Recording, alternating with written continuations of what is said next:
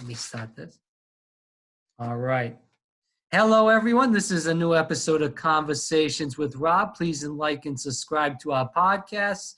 And obviously, if you already know it, you probably listened to us before on the website or on the air.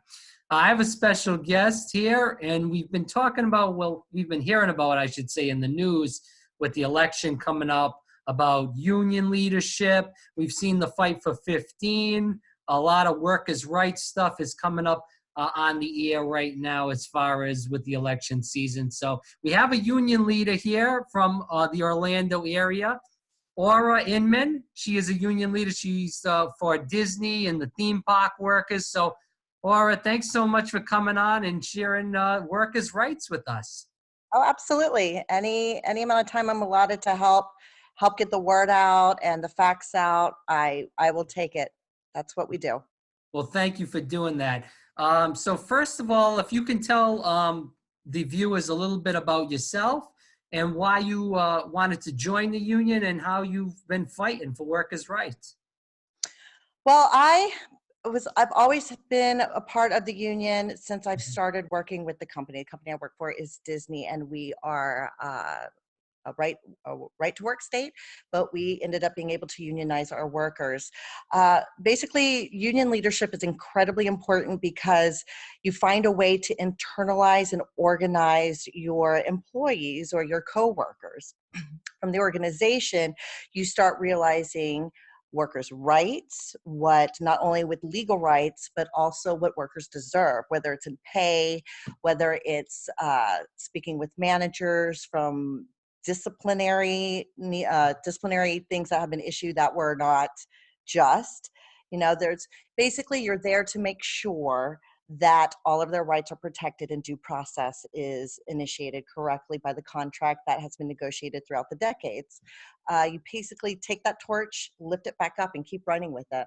And from your own leadership and your perseverance and all of the battles that you win with working with management, or boots on the ground and needing issues to be protested, either way of how you decide to organize a strategy is how you get things done. And once you start winning and you start seeing how everything that you have done, not only for yourself, but for your workers, we all win together, you start realizing this is a necessity.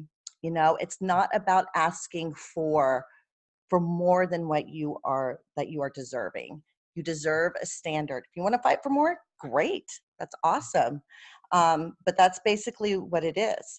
Without unions organizing workers and holding big corporations, holding their feet to the fire, there really isn't much need for the companies to want to give us anything. Mm-hmm. They'll start taking away. The bigger they get, the more they'll start chipping away. The front lines are always the ones that suffer first. You'll feel it first. The ivory towers, they don't see it. They see numbers, they see paper. You put a face to the need, basically.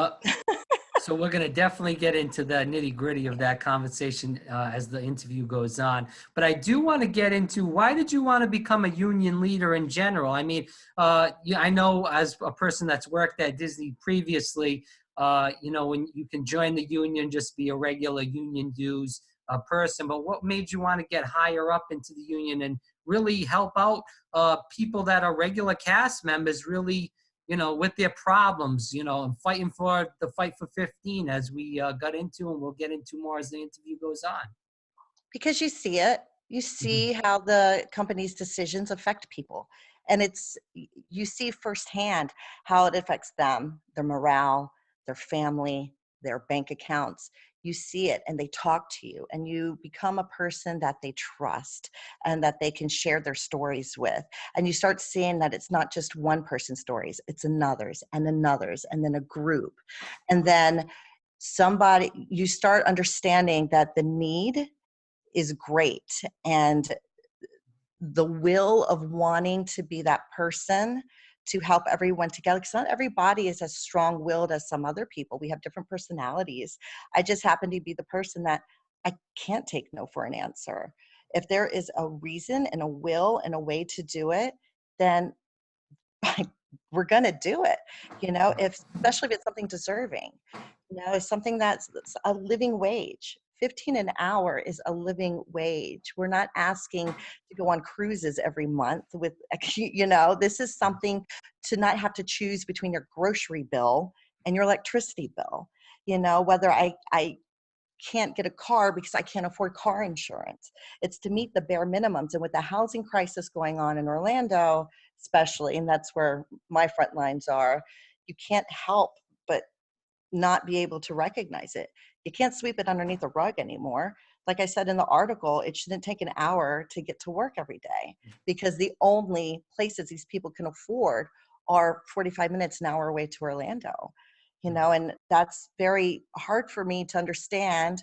If you want your theme parks, which is an essential part of economy in Orlando, you have to be able to sustain your internal front line.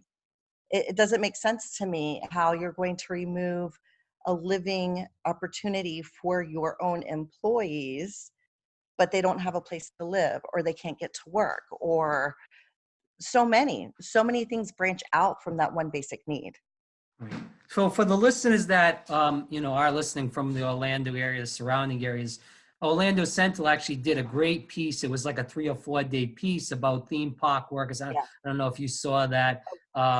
Okay, yeah, and it talks That one too. They interviewed me for that one too. right, and they talk about throughout there was different parts of the 3 day article, but they talk about in that article basically what you said. A lot of these workers that work in Disney, Universal, etc., even the hotels around the Disney resort area, a lot of these people are from far away. Some of these people have to take 2 and 3 buses to work. There's not adequate transportation for them because they live impoverished lifestyles.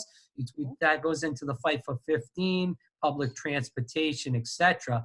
But I want to get into this. Why are people so misinformed on what unions are in this country? We hear all this junk and this garbage on right-wing media. And it's not even just right-wing media. It's even the liberals and the Democrats that are fighting against union.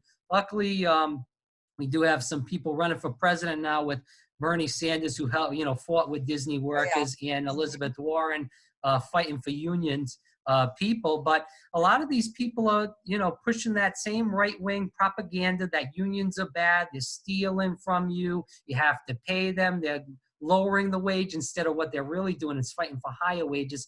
Why are people so misinformed that do you see, as working with these people that, maybe aren't in the union, but you're working aside them? So the goal of corporations is to create misinformation in order to keep control. Okay, it's all about control. You keep the workers at bay so they don't. The corporation's number one concern is their money. Always will be, always has been. So when you can control a populace under your thumb by creating a job to shackle them, basically, then you're in control. They're in control. You have to reverse that power leverage and get the workers to understand exactly what unions are. You hear, oh, well, that's $400 a year, and I could use that for a bloggity blah, blah. But you have to look at the big picture. What we have done with Disney, for example, has raised the par for every other theme park who is non-union. So you have this domino effect, this ripple effect that happens to where, because of the unions, that fight for 15, look what SeaWorld is doing. Look what Universal is doing. They're all following suit. Eventually, the truth will come out that the reason why it's there is because, if you just go with the flow chart and do it backwards, it was because of the unions. The unions got us there. Every contractual right that we have fought for through the decades are now being absorbed by the rest of Orlando, slowly but surely. And it's up to boots on the ground to get people informed of the facts. And I cannot tell you, in a right to work state, how difficult it is. I'm always battling two things. I'm battling the rights of the workers, the fairness of the contract, making sure management's following the contract and all that, the technical stuff. But I'm also battling the emotional welfare, battling with my own coworkers to convince them why unions are important and things that they don't even realize. I said, you understand that part-timers get paid sick days now? Did you know that?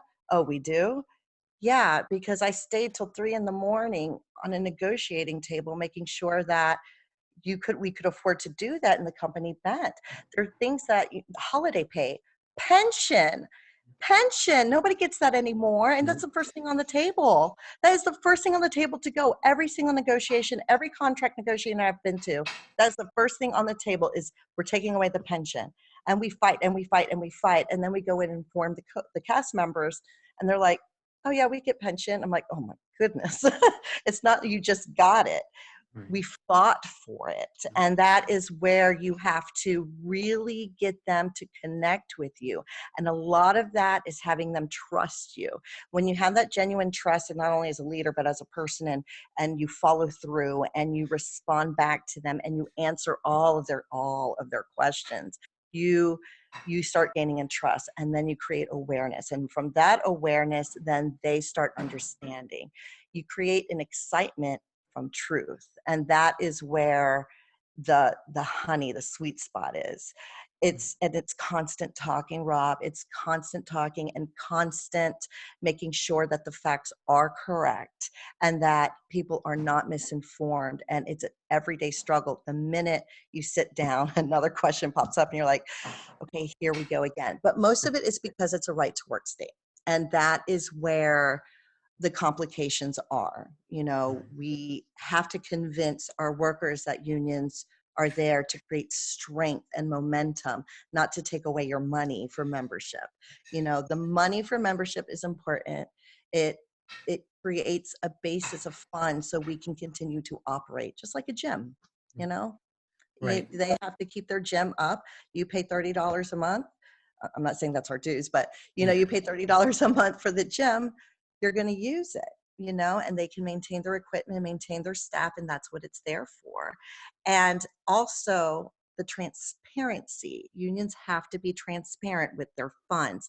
And each member of our union can come into our office any day of the week, look at our financial records whenever they want. We are open whenever you need to talk to us, whether it's through a shop steward or one of the business agents at the union. It's open. It's having to inform not only the shop stewards, but the cast members exactly what their rights are and why we are a resource for them and how it benefits their lives. Well, first of all, thank you for fighting, because a lot of people don't know that about the Disney $15 minimum wage. Well, basically, a lot of people don't know what you just said. But Yeah. Right. but what Fair. what you guys did to pump up the wage for other hotels, as you said, Universal Zero. People don't even think of that. And it's funny, you brought up, talking to a lot of other cast members in general. Me and my family go to Disney quite a lot, a couple times a week. And during that fight, we talked to a few cast members, and some of them were in the fight, and some of them were like, they would have took 25 cents if the union says, well, we'll raise the pay for 25 cents. A lot of these people say, okay, and that's it. They didn't care.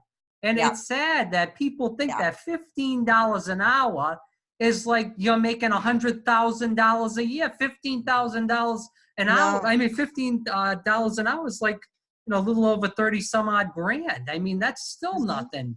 You still got to keep fighting. Yeah, and I'll tell you something. I was just talking to a colleague yesterday, through Facebook, and there's many different perspectives. There's one perspective that says, well, why just start out 15? Why don't you work up to that? Why don't you, if you want to get paid that amount of money, you need to work up to that. You need to, whether you go to school. And I looked at her and I said, well, there's a couple of ways you can see. Like when I was a teenager, I'm 41, and it's important because I'm about to throw something at you here. I didn't need a smartphone. I didn't need all of these electronics that we do today, not only for media, but just for day-to-day living. You need a smartphone right now because everything's automated through work and everything else.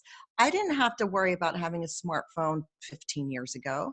I didn't. Not everything was still somewhat analog. We're now living in a world where electronics are starting to be a basic necessity in order for communication or just work-related items calling into work, changing your schedule around. You have to use an app. You use an app for this. You use an app for that. I'm using a Zoom app for the first time and I'm getting schooled. So it's the basic necessities have changed as well, which makes it more expensive to just have a minimum living wage. So it's frustrating to hear perspectives of, well, why don't you just get a college degree? Darling, my goodness, where do you want to start with that argument? You know, The sure, debt. there's so many perspectives to see it. My one and only argument is $15 is a start, and it barely still covers the living wage for Orlando. Okay, it's a start, but it's not the end line at all by any means. Luckily, with Disney, we were able to negotiate that now starting wages are 15, and we did a kind of like a bell curve scale so that all the people with high seniority and the in-between seniorities still have a raise within their bracket, which is great. So you could be making, depending on your seniority, anywhere from 15 to 30 an hour, you know, but that is time served. You know, that is just as deserved as people starting at 15. But it shows you that there's an end game, there's a goal you can, you know, and the company, if you want to look at it this way, the company can use it as their advantage too, because they can keep these workers longer. They have these workers want to stay with the company because they know that there's still opportunities financially with contractual raises in their future. So it can harvest another good lasting generation of workers, you know? So there's Right. that too. No, I agree. And, these are billion-dollar companies. It's not just Disney, Universal. I mean, you look at Mhm. Walmart, there's tons of companies that are doing the same things. And they're, luckily you guys won that fight with Disney, but companies all over the country are doing this. They're hurting their workers through right to work, through just not really giving a damn about their workers in Mhm. general. No. No, So, they look at it as, well, somebody wants this job. You know, right. somebody, we have tons of people out the door. We have tons of people. No, you know, so what if you do? Value your worker now and we'll fight for their existence and their rights. So, you know, it's frustrating to see companies really using the psychological leverage to workers as well. I'm not going to name the resort, but there's one right now where the managers are saying, we had 750 people interview for this job. And if you don't like it, leave. And we Wow. can go to casting and replace you. What does that do to morale? You know, what does that say to the cast? It angers me when I hear stuff like that. And they don't have a shop steward currently in that resort that just opened that I won't name, Yeah, no, it's but fine. you can use your Yeah, context clues if you want. But right. because of that, the cast is agitated enough. And again, like I said, with the whole trust thing, they trusted me enough to contact me and say, what do we do? I said, we need to start organizing and internalizing you guys by training you on your rights, and someone needs to become a shop steward. That's how you create change. Because once we get into that venue and start winning positive fights for these workers, then that's how these casts will start to understand, oh, that's what the union is for. That is what it's there now. Okay. You know, and it's one stone at a time you turn, one at Yeah. a time. And the fight never ends, and it shouldn't. There should always be passion with having fair workers' rights, always. So can you quickly talk about, and you did a little bit in the beginning of the interview about the fight for 15. I mean, we saw before Disney, there was a lot of fast food workers in the fast food fight for 15. We saw that in New York and Yeah, other yeah. various places all over the country. How did the union get involved in that fight? And I know that fight was a long fight with Disney. Ooh. So could you guys, I know it'd probably be a long synopsis, but could you give it in a quick synopsis of what went on in the fight? I will tell you, when our presidents from Disney has 6 unions total, you know, we are Mhm. one of the 6, local 737. And when our president and our sister union, Local 362, both of them, both presidents came and they called all the union leaders together, myself included, and they pitched it to us. We could, we kind of went, oh my God. And I said, like, we're like, okay, well, in doing that, we had to raise the dues to prepare for the battle ahead in order to get the funding. So when I heard that, I said, my goodness, it's already hard to get people to join. Now we're asking them to raise it for $4. I said, the only way this will work is if we win this fight, because then we'll have people pulling out left and right. So first thing we did was raise the dues. Okay, it's just $2 from it's $8 a week, now it's 10, guys. It'll be fine. It'll be fine. This is why. This is why. And then from there, when the vote went through to raise, I wiped every sweat I could off my brow, and then we got to work. Then it was like, okay, now we have to win this. We have to win this for the workers. They're trusting us already financially to get this done. We've got to do it. From there, we joined collectively for the first time in union history, all six unions. That is most, 80% of the workers at Walt Disney World went together, and the six union heads and decided to devise a plan to kind of look forward to kind of, okay, this is what we have to do. We have to start strategizing. There it is. Through the months of planning and organizing, two unions did pull out because they got scared. Okay. That's common. We didn't take it to heart. We understood there's politics involved with Disney, and it's at that time, it's who's going to bend, who's going to fold, or who's going to play their cards. So the other three unions stayed in the fight, dug in deep, and we went knocking on doors, infiltrating every break room we could find at Disney, informing the union shop stewards, getting them on board, tons of flyers, tons of conversations, rallies, and protests, and getting us out there, understanding that the company's, Achilles heel is their PR, their image. So once we got that going, we also went to the West Coast at Disneyland because they are not a right to work state. And we got some tips from them, got West Coast on our side to fight for the East Coast. So there was more pressure, and that's when Bernie got involved. Yes. And together from national PR through media outlets and MSMs, and then internalizing our workers, we were able to get the momentum. There's one alley that we didn't mean to shut down an intersection, but it was one of those things where there were so many people coming to protest for the rally to shine light and awareness in front of the main gates of Disney that there wasn't any place for the people to go. So that created, it's a little bit of sensationalism, but that's what you have to do. If that's what you have to do to get the message out, to get these tourists in their rental Dodge caravans riding back and forth Lake Buena Vista to kind of go, what? But it's Disney. They love their workers.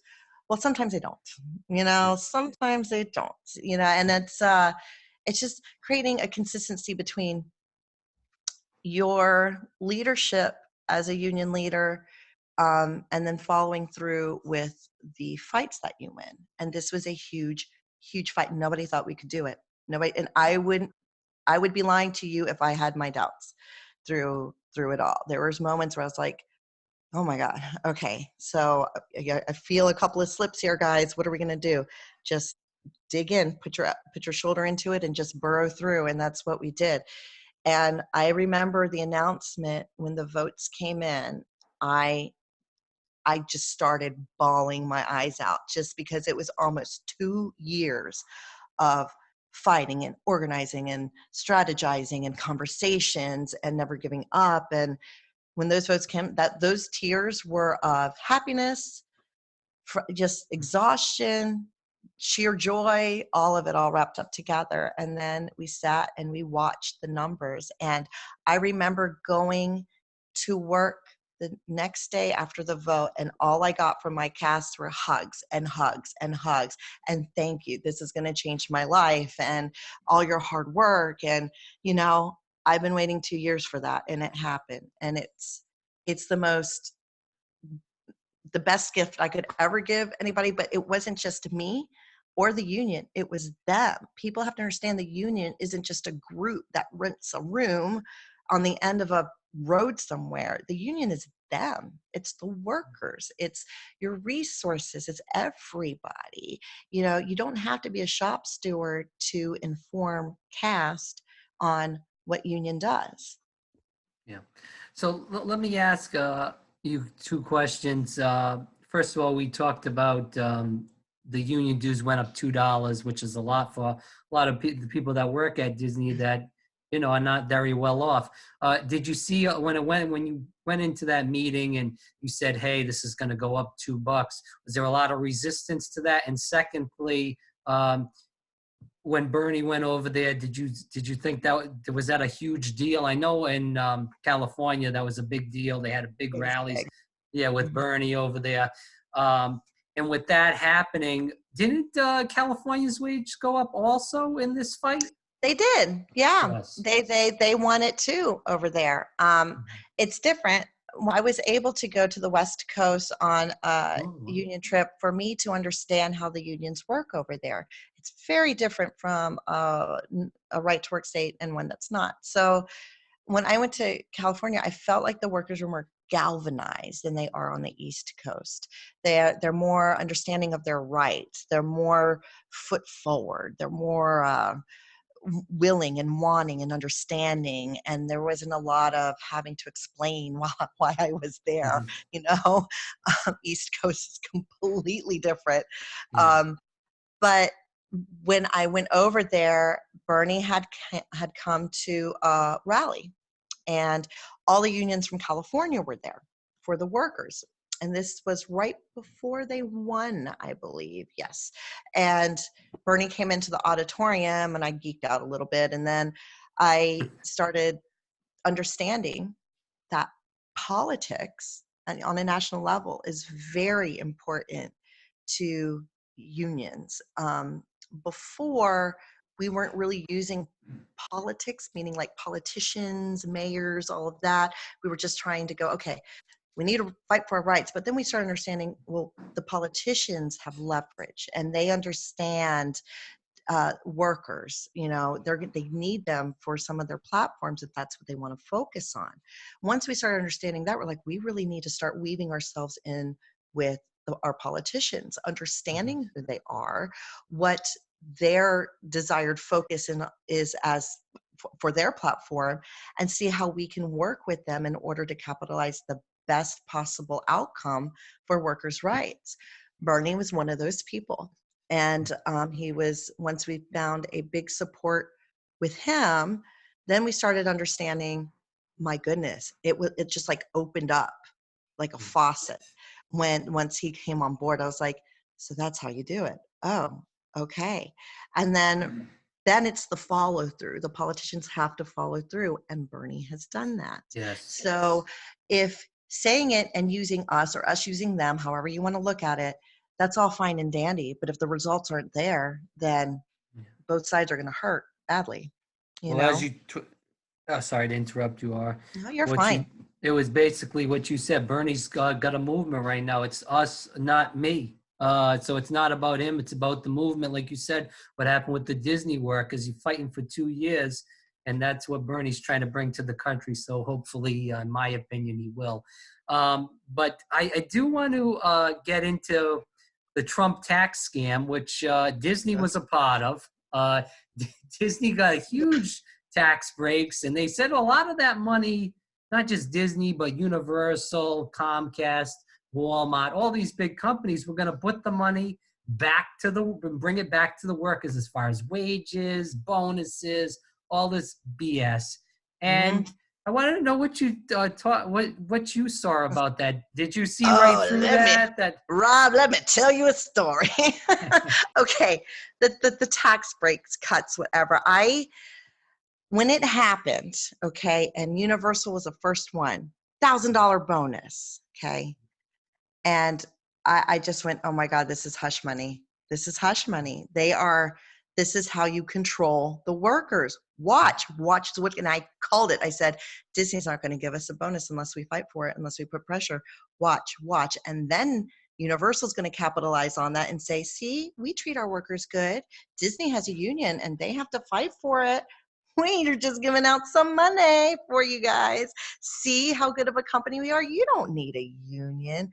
Meanwhile, we're like, we need to fight for it. So this is what they did, darling. I don't know if you guys know this. They did give $1,000 bonuses. Disney did. No. To the lines of businesses that are not unionized. Not meaning not being a union member. That's different. Right. There are lines of businesses such as like our photographers, Disney security, anybody that works at IT, anybody in guest relations, anybody that does all the technical work for the executives. They're not union. They're I out. didn't They're know on a that. whole, yeah. Wow. They're not union. There's a difference. I have to repeat this. It's not being a paying union member. Okay. I mean, they are not unionized, period. Those lines of businesses. So what Disney did was they gave them $1,000, and then everybody that was unionized, the other 80,000 workers that were unionized, didn't get it. So they used that, like I said in the beginning of this interview, as control. That's how they control the workers. So the people that are non-unionized got their $1,000 and said, but the ones that are union, you don't get it. And it's our money and we can do whatever they want. It's true, they can. But then what did we do? We, as a union, we went, that's some bullshit. That is some BS. Okay. So I remember the fallout from that because the workers came to me and said, wait a minute, I want to pull out of the union. I went, what? They're like, because if I'm not part of the union, then I get my $1,000. I'm like, that's not how that works. It's not how it works. We are unionized. This line of business is unionized. Yeah. But then I want my $1,000. I said, so there's misinformation there. They didn't understand whether you're being a non-member or a paying member doesn't mean you're not union. Our line of business is unionized. Whether you want to pay into the union, that's completely different. Right to work state, welcome to my world. It's frustrating every day. So going back to having control, that is when Disney pretty much said, we have control. And now Universal piggybacked on that and said, see, we're a good company. You don't need a union. Nope. And all day long on my Facebook feed, it was, I love Universal. I love working for this company. You know, we don't have to have a union. And I just went, you guys you're not seeing big picture. This is hush money. Brainwashed. This is control. This is what control feels like. You're not understanding that they are literally paying you off to be quiet. We eventually got our $1,000. We did. But again, we had to hit them in the PR again and shame them into giving us their $1,000. And I look at every Universal worker and every SeaWorld worker, every theme park worker, and I'm saying, you have to watch for corporate. Once they get too big for their britches, they're going to protect their bottom line, which is their wallet. They're in the front lines are the ones that are going to be slowly chipped away at. Universal's starting to get bigger and bigger, and they're about to open a damn park 2 miles down my We're house. going to get into that for sure. but they're getting bigger, and once they start opening more resorts, and that just throw a cruise line in, heck, whatever. Once they start getting too bigger, the front lines will feel it, and things will start getting taken away, and then they're going to start panicking. What they should be doing now is galvanizing now to prepare themselves for what's about to happen when they get too big for their britches and they want to protect their bottom line, because it's pretty damn expensive to get 3 theme parks going all the time, and they'll take it away where they need to take it away. You get that free turkey every Thanksgiving, and they do. Give it 5 years, you're not going to get a free turkey anymore. You know, stuff like that. Right. Little by little. That's crazy how people are brainwashed in this country. But like you said, the misinformation keeps trucking on. I want to go into last on the union before we get into more of the universal aspect, which I really wanted to talk to you about because you live in that area. Yeah. As far as what is the next fight that your union is going to get into, you know, to help better working conditions? Because, you know, as we talked about, $15 isn't enough. You need to keep slowly making sure that keeps going up and up, because the price of food, the price of insurance, the price of gasoline doesn't stay at one spot, doesn't go down. So you need to keep fighting. So what is the next fight for you guys?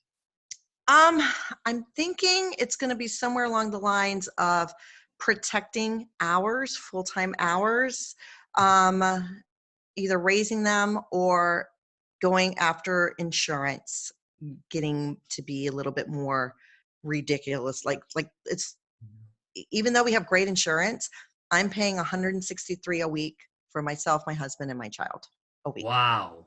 Yeah, and It's it's good bad. insurance, but you're like, when the okay, uh, that's a little drastic. And granted, it's there's different tiers, but mine is the quote unquote best worst case scenario, meaning I have top of the line. Okay, but it can range anywhere from 90 to 163. Okay, but I'm thinking that we're going to attack the insurance to like where it's you know not Reasonable. 90. Yeah. Even on the low end, it should be reasonable for everybody to be able to go to the freaking doctor, So I think that's going to be a big one. Our contract negotiations are coming up. So I'm sure we're going to have meetings within the next couple of months that we'll be a little bit more privy to as to far where our focus is going to be.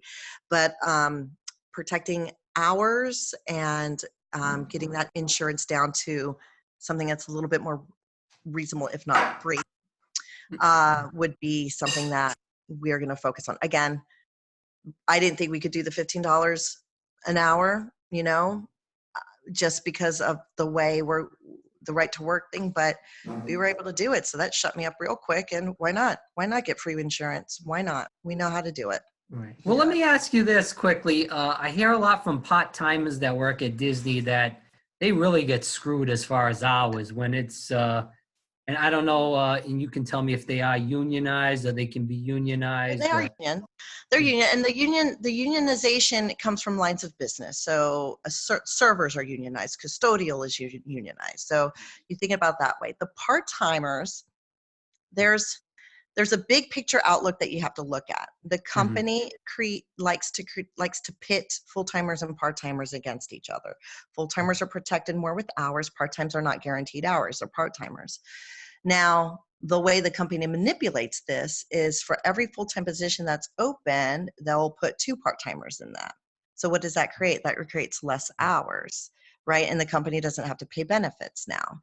So overall, they have to, by contract, they do have to keep a percentage of full-timers and part-timers hired. So they can't diminish all of full-time by contract. But that's throughout the party, not through every line of business.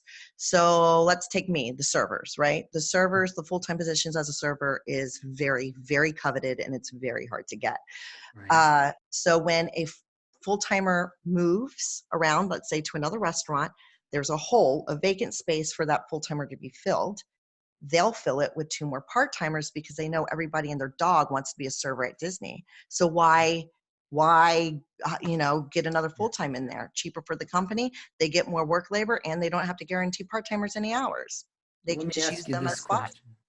Or let me ask you this question. Yeah. I heard a rumor going around from quite a few people that Disney is hiring a lot of people because they want to overhire so they don't have to guarantee those hours. Do you believe that's true or do you? I mean, I wouldn't say it is, and I don't know it for a fact to be true or Right. not, but I wouldn't hold it past the company to do that. The only thing that protects the workers for the full-time part-time is in the contract. I don't want to misquote the contract, but in the contract there's a Right. percentage of they have to have a certain percentage of full-timers property wide, a certain percentage of part-timers property Okay. wide.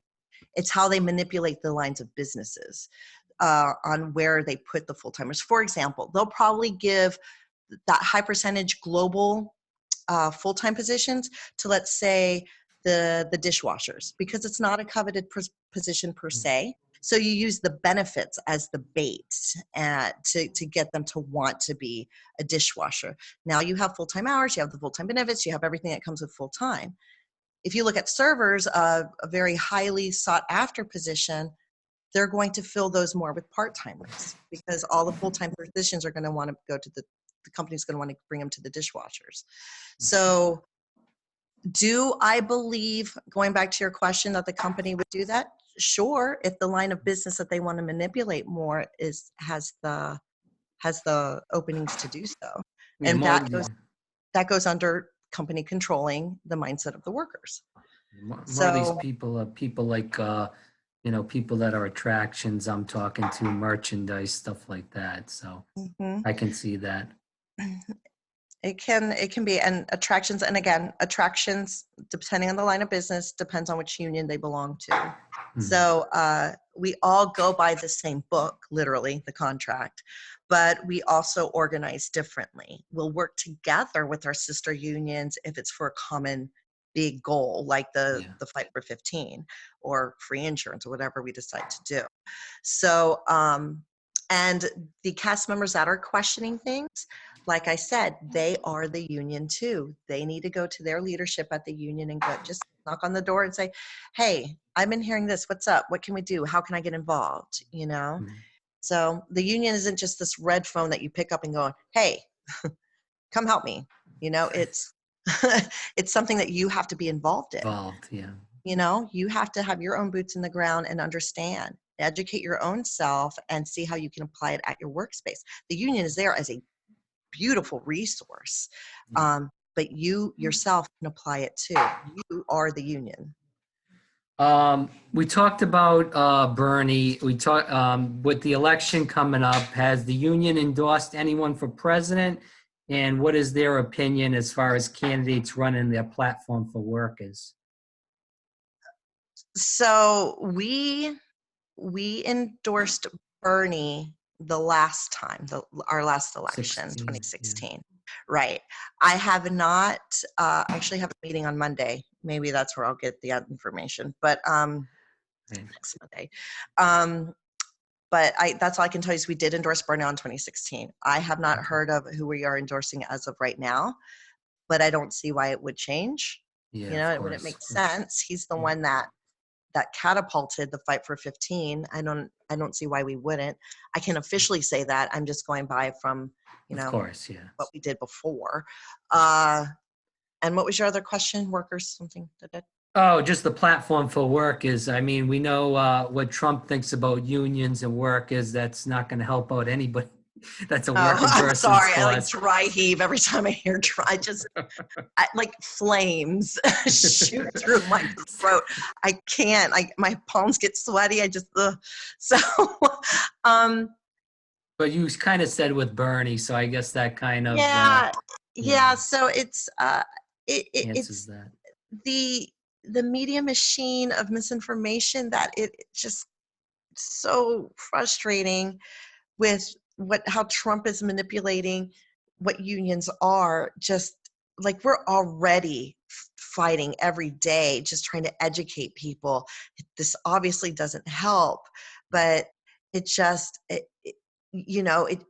does one or two things. You can either give up and say, crap, that's it, we're done, or you can just use that and make it fuel and then just start again. Well, with Trump, it's not even just what he's doing as far as the media, but it's how he has treated his own workers at his own hotels, and how his Yeah, daughter, and she's got all of her clothing lines. They're supposed to be so made in America. All the clothes that his daughter has, they're from China. All of yeah, his clothes that he had from his clothing companies from China. So they're it, just a lot of BS. But it is, and there's nothing you can say. It doesn't matter. I mean, right now uh, it's frustrating because it doesn't matter how much proof you have or what is seen. The base is pretty stuck in what they want to believe. So it's not giving up at this point. I mean, honestly, it's not giving up. I know what the truth is. I know the con that is being played right in front of us in real time. I can see it with my own eyes. I'm not going to see it any other way, because facts are facts. You can't change facts. I mean, we live in a really upside down world right now. So it's just circus like, and you just have to you just can't stop now. You can't All right, stop. well, I will say one thing on the eve of the Iowa caucuses tonight. Oh boy. With 2016 in the past, when you put up a con man against a person that's also been corrupt, then the people wanna, and Mhm. Trump was a media darling. He knew how to manipulate people. He could talk the talk. We know he can't walk the walk, but Exactly. that's what happens. And Bernie Sanders was the true working person, as you said, with the union endorsing, your union endorsing him. And the people, Trump said a lot of the stuff that Bernie said, even though he was conning everybody. So hopefully the country will not get conned twice in a row. And we I do hope, elect a person that's working for I the hope working not. people. I hope not. Yeah, We're I agree. smarter than this. We're smarter than we have to be. We are a resilient country. We have survived so many things. We have to be more resilient than this. I have faith we will be. We have to be. There's no other option. We can't do this again. I don't know what else to do other than just not stop. Just Right. not stop because the future of our country is it's right there hanging in the balance. My child, he's 2 years old. Yeah. He's everything I do. He's given me more fuel than I could ever think of to not stop. And what you do with your podcast, whatever, if your subscribers, anybody listening, you just don't stop. That's the best advice I can give is don't stop. Don't give up. Don't, I know I can't do any more eye rolling if I tried. That my eyes have just rolled out of my ears at times listening to the GOP and their cult like mentality. But it's you instead of getting, you know what? Don't get angry. Go vote. Go Yes. knock on doors. Grab a sign. Get your kids involved. Get your children involved. Let them go to rallies. Let them meet good people. Let them meet other neighbors that need these rights. Let them understand that if you want something, fight for it. Or do the best you can do. There's so much good positivity, life lessons through not just a union, but just your political actions. You can, just don't stop. Like that should be a bumper sticker. Don't Right. stop. Keep I going. agree.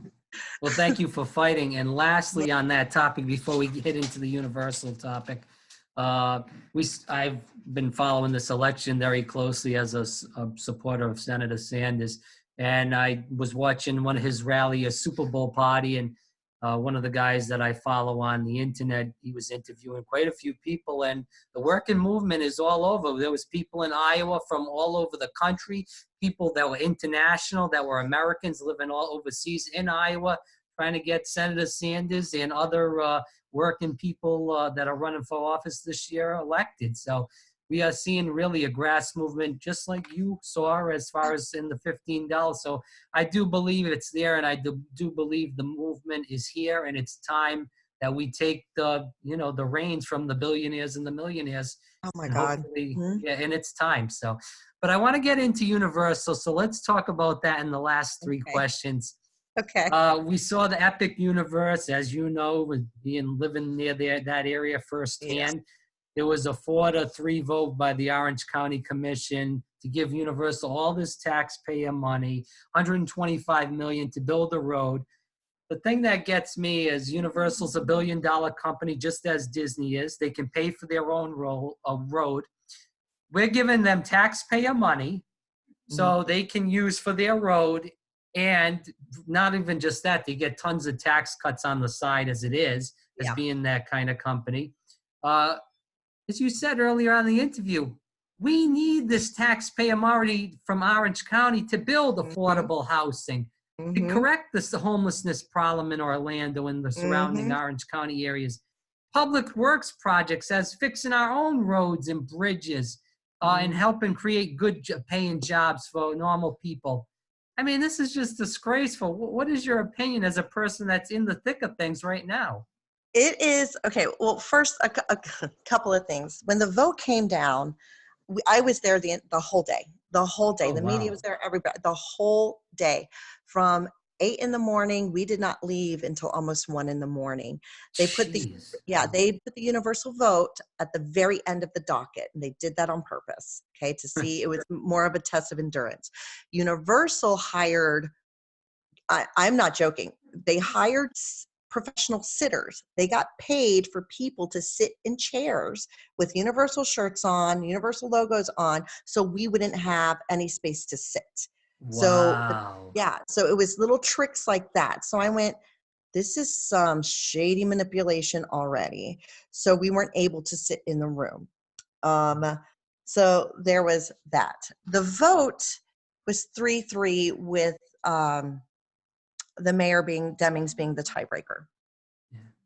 Their argument, for the most part, from what I could gather, was that the reason why they can't change where these tax dollars are being redirected is because that is what the county agreed to put their taxes into 20 years ago. 20 years ago. Vanderlei, which is my commissioner, she said, you know, people always say that, where do our taxes go? Where do our taxes go? You know, so we have to dog ear where every single penny goes, and every single penny was dog-eared to go to this road 20 years ago. When I spoke at the hearing, and I did, one of my biggest things is 20 years ago. 20 years ago, I could barely order a beer.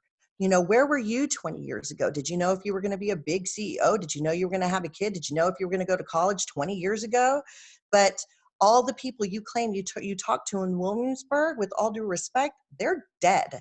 They're not here anymore. Williamsburg was heaven's little waiting room for a little while, and now we're doing a nice little turnover. God bless them. They are now single family homes, have young families that are moving into them as the older community completes the circle of life, right? So I'm looking at Universal when I spoke, and I said, you didn't ask me 20 years, hell, 20 years ago, I didn't know if I was going to own my first home, which I did, and I was able to. So the community you talked to 20 years ago is not the same community you have now. So you have to listen to us, because now these are the lives you're going to affect directly. So the Demings was the tiebreaker. I will tell you something, though, we only expected to get one vote after all of the grassroots, boots on the ground work that we did to get people educated and aware of what's going on. Because remember, this all was done behind closed doors. The only people that found out about this project was the unions, because they have resources and they have ears out. And they came to me and said, or did you know this was happening? Universal made sure they put flyers 500 feet away from the property line only to businesses. They did not tell the residents, the current residents, at all. We found this out through the unions. Unions also get involved on a public level. You know, it's not just, you know, workers' rights. They can get involved in residents' rights too. Workers live in residencies. Imagine that. So when we got 3 votes, we couldn't believe it. So although on paper we quote unquote lost, I'm going to tell you, big picture and further down the road, we won, because we got 3 votes when we thought we were only going to get 1. We turned 2 other commissioners from no or a yes to a no, and we couldn't believe it. So as disheartening as it was, we have to look long term, and we have to look big picture, and that was our big picture. We have now 3 commissioners that agree with us, and so now any decision moving here and on forward will have us in mind now, because we were able to rattle the cage and shake the building up and get all of these suits sweating through their Armanis, you know. So that was a win. It was a win, and you have to look at it that way, because that's the only thing that keeps you going. And so yes, they should pay for their own road. It was a deal that was done 20 years later. And my concern is now, how do I strategize from here? You know, they said, you know, we quote unquote lost, like I said, but how do we get this to become fuel for when they start breaking ground, and they're about to, and the constructions comes in and the traffic comes in, and when that park is up and running in 4 years, the traffic headaches and all this stuff. So I'm going to start documenting everything from here on out, and when I go to my commissioner, I'm going to throw so many books on the table, I'm not going to be able to see them at eye level, and go, all this stuff, I'm trying so hard not to curse, It's fine. that we have warned you on is now happening. So now, how do we fix this. What are you going to give us? Where are we going to have affordable housing? Because all of my neighbors have now moved out because they can't afford the property tax, which, by the way, darling, has risen $401 as of January. I got a nice little bill there, and I knew that was going to happen. I told Wesh, who interviewed me, I said, my property taxes are going to go up, that people don't think about this stuff. And I got it from the county. The property just got reevaluated. It's $400 more. What? Jeez. 400, that's how quick it went. I said, this is ridiculous. You guys are we're gonna end up moving out, and my neighbors are now going to be people from Connecticut that can afford these as vacation homes, or something's gonna turn into an Airbnb. And my little boy who plays with the little kid across the street is now not here because they couldn't afford to live in the house and afford the property taxes. And Universal isn't even here yet. It's already risen $400 just for the mindset that it is going to be there. So it's one of those things where you just got to keep going. I want to be able to use this as an opportunity to protect our residents, whether it's through affordable housing, maybe protecting just Williamsburg to make sure these homes cannot go above this amount, protect what we already have now. If you don't want to build stuff, fine. Protect these homes that are for sale. And these homes should be able to go to a percentage of Orlandonians, that are making this, I'm just brainstorming and speculating, but there are things you can coagulate or start getting gel to help these people who work for these damn theme parks. And that's what I don't understand. It's you have to have, you're sucking all the oil out of your engine. It's not going to be able to run without us. What are you doing? What they keep doing is the gentrification of the country. And it's happened in Orlando, it's happened in Miami, LA, New York, all over the country. I mean, we see in Seattle the same thing with Amazon. That Seattle, if you want to live in the city, you've got to be making about $700,000 to get a pretty decent sized house over there. So it's really disgraceful. But to tell the viewers, that are not from around here, because we do have a lot of people that are not from the Orlando area. We look at Universal. There's the Islands of Adventure. There's the regular park. Where is this park going to be? Is it going to be where the Wet and Wild is, or where is that going to be? Kind of. It's going to be where Sand Lake and Orangewood meet. So right across the convention center, and it's right across the convention center, which already brings awful traffic around our neighborhood. So let's throw in a theme park. Why not? And they want to build a road that connects both of their theme parks, so it can go over Sand Lake and Orangewood. Because right now you have a road called Sand Lake, and on the other side of Sand Lake is where Universal Studios is. They're building Epic on the other side of Sand Lake. Okay, so you have one of the main vein roads. Sand Lake is a main vein road, and they're creating a road to go kind of connect the two parks. Universal standpoint is, but we are going to alleviate traffic because we're building a little driveway that connects the two, so they're all going to be using that driveway. Okay, you don't know what back roads are? You don't know that we're the only opening, Williamsburg's the only opening from the south that connects Central Florida Parkway to your stupid theme park? You don't, what? So don't insult our intelligence. You can't, honey.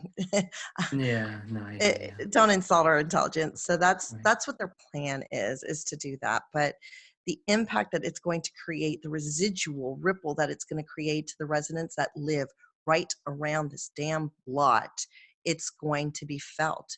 You can't deny that. We're already starting to see development with apartment homes and more hotels popping up on lots. So you can already start feeling us being closed in. The only thing protecting my part of Williamsburg is we have a wildlife preservation strip that goes kind of around the perimeter of Williamsburg that you cannot develop on. Trust me, if they would have already. But so that's the only buffer that we have, thank God, or else we would be living in what Anaheim feels like, where you have Disneyland and then nothing, just strips of everything around it. So but it's going to be a huge factor. And for them to say we're helping the community is an Yeah. insult, because you're not. How are you? Where is it? I have a 4-way stop right there. Nobody the hell knows how to use, not even the residents. So let's throw some rental cars and tourists to figure out how to use a 12-lane 4-way stop. Oh, it's fun. Yeah, Right. it's like a So little Russian roulette every day. I definitely know how the driving is around here, so I get it. So lastly, two questions. Last question on this universal is that I don't know. I mean, I guess they don't care to understand, as you talked about with the traffic, but not only just the traffic and the property tax that you talked about paying being higher. It's about that you're going to have to, you work at Disney, you have to drive there. I I live maybe about 10 miles from Disney. It takes me about 30 minutes to get there sometimes, maybe more depending on the traffic. I mean, with this new park, how long is it going to take you to get to Disney? Like an hour? I mean, do you have to leave an hour before work with a new park to get, whatever it is, 10, 15 miles down the road? It's crazy, but that's And Florida now in general. it's funny too, because when I challenged one of the commissioners, I said, we already have a template. We already know that we already go through this 3 times out of the year. There are 3 humongous conventions that come in. One of them, MegaCon or Comic-Con or Dragon Con or Yeah, one of those cons. right. They come in, and when I know they're coming in for a weekend, we brace ourselves. I was like, okay, I got to leave about 15 minutes because we're landlocked. They use the 528. They'll use Central Florida Parkway, Orangewood. If they're coming in from the south, if they're coming in from the north, they're going to use Sand Lake and funnel in through that if they're not using the 528. So getting out of our neighborhood is a monsoon of a headache, because you're just you can't go. It's gridlock. They're all trying to get to the same place and attacking it from every point in order to get there. So we already know what it feels like to have something big come in. So you can't tell me that it's not going to have an impact when 3 days out of the year for one of these big conventions, we feel it. So let's take that in Universal and pile it on top. Just give us something to chew on. Are you going to expand our roads? Are you Yeah. going to invest back in our community? Our sidewalks look pretty crappy. You want to help us out on that? My kid doesn't have a playground at the clubhouse. You want to help us on that? So when I can't get out of the neighborhood to bring him to a damn park, I have something that I can bring him, let him play around on. We got a swimming So pool. So We what get was the some water talk slide. about that? When you spoke about making the roads bigger for the regular citizens, not just these, for the universal? What was the talk about that? Was there any kind of reception to that, or was it just like Uh, yeah down the road or some yeah, BS like that's that? it. That's it. That's all it is. Yeah, yeah, yeah. You know what it felt like, dear? It felt like, Yeah.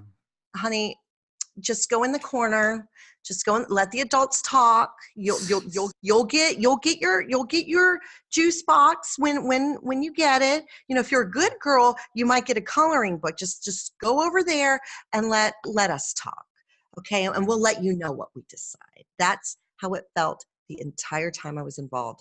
And I was involved almost 6 months, 8 months now, from the beginning of when I heard that they were trying to sneak this meeting in, because this whole vote was supposed to be done behind closed doors without anybody knowing. They had no idea that the public started to become aware, and we started infiltrating, and it rocked them up. It rocked them up.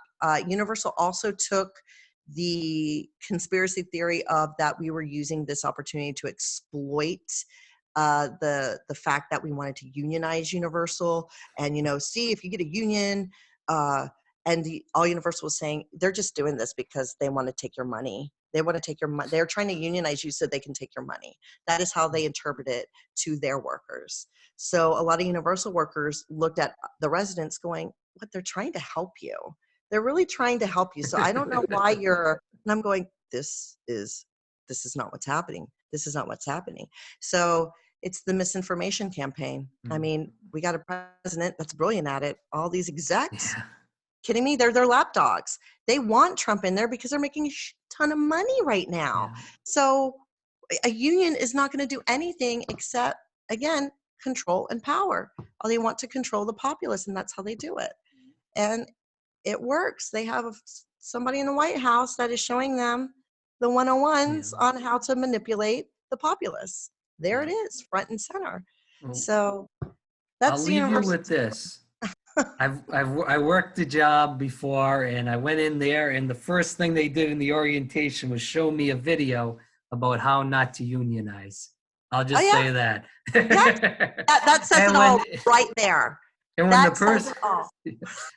when the person that said that, they said about the they said we're gonna watch this video about union, and I thought, I didn't say anything. I just Yeah. thought to myself, I was like, oh boy.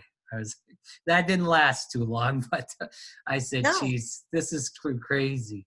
Because my Yeah. my family is all union people, so we know what the story is and how unions, basically everything you said, we don't have to rehash it, but it's just the misinformation campaigning, the dumbing down of America about, Mhm. just kiss everybody that's a billionaire or rich person's butt, and we'll give you the crumbs. We'll give you a couple of crumbs at the end. And you're gonna like it, and then you start slowly becoming brainwashed that these crumbs taste pretty good, Yeah, and that's you right. lose complete focus on what your intent is. You don't deserve a crumb. You deserve a damn baguette and a feast and everything else they're Right. eating. So find a seat at the table and move over because I have something to say. And that's pretty much what it is. It's at the end of the day, it's about control. It is Yeah, about how they can manipulate and control so they can protect their bottom line. Instead of sharing what we deserve, they keep it so they can make more for themselves. And that's that's right. not how it's supposed to be. Because they're better than everybody. Exactly. And we all have an equal opportunity to use what we can get to create the American dream. And nobody should be cheated out of it. You're you're you can't you're stepping on our feet before we can even walk, basically. And that's not fair and it's not right. And everything that this country was intended for us to be is slowly being siphoned out for the one percenters and the corporations. Say this Agreed. is not how it's supposed to be. The American dream is starting to slowly slip away from our fingers. We don't even have an opportunity to achieve it. So that's why unions are important. That is why workers' rights are important. That's why your passion, your directive, your focus always has to be on point and don't stop. Agreed. So, Laura, thanks so much for your time, you're and I welcome. wish you luck in the next fight. And we Thank definitely you. have you on again to talk about these issues, because Yeah. we need people to tell a lot of these other people these issues, because, like you said, they're totally brainwashed.